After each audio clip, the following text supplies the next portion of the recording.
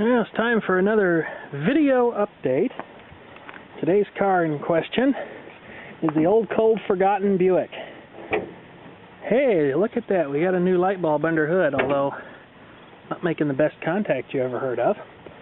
What we've got here, as you might remember, we had a lot of rusted out lines on this car.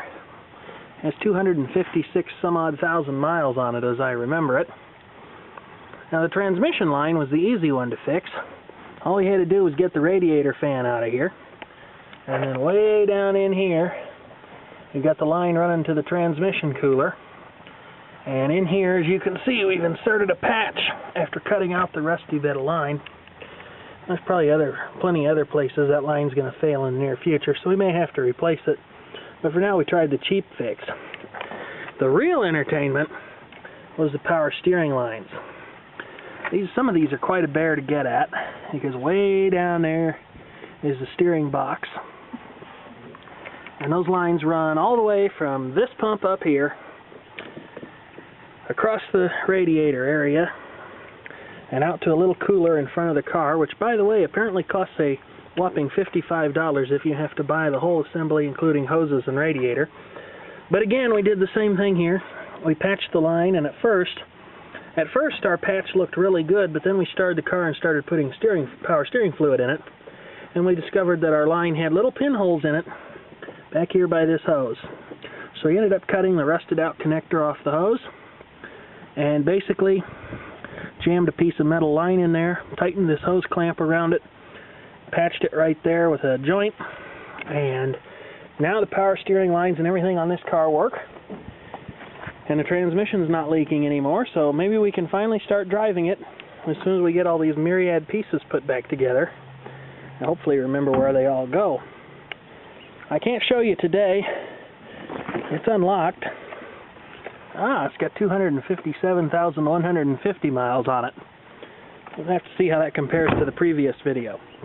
But also had a request come in from a fellow up in Canada who's trying to get his own Buick going. A fellow by the name of Random Razor. He's got a nice looking 1986, and he asked me to take a look underneath this 89 so he could see what it looked like underneath and compare it to his. So, with much fiddling around, that's exactly what I'm going to do. Looking at the back here, at the exhaust pipe, and you can see this car's got some pretty fair amount of rust on it. Actually, you know what? Let me see if I can find a light. Okay, that light really helped. We're sitting here on the driver's side rear tire, looking at a bit of the underbody of this old car, and you can see it's got some rust on it. A little bit flaky looking in some places, but I don't think it's anywhere near being dangerous. Our exhaust pipe's hanging down a little bit. Not too much to see back here other than that. So let's go elsewhere on the car and have a look a little further forward. That's where the bumper attaches to the body of the car. Okay, now I'm just to the front of that tire. We got some brake lines and stuff running by here. There's the gas tank, which is still acceptably clean, got a little rust on it. There's the fuel filter on the car, which probably ought to be changed, but I'm not looking forward to that because that looks like it would just fall apart the first time anybody touched it. Got a little bit of body rot coming through on the outside. But the floor pans on the old car are looking pretty good. A little rot through there in the middle, but not too bad. Heat shield on the exhaust is still in place. Some of these are brake lines and some of them are fuel lines. There's a couple of lines going to the fuel. Looks like we leaked a little something on the ground over there. Let's go a little further forward now.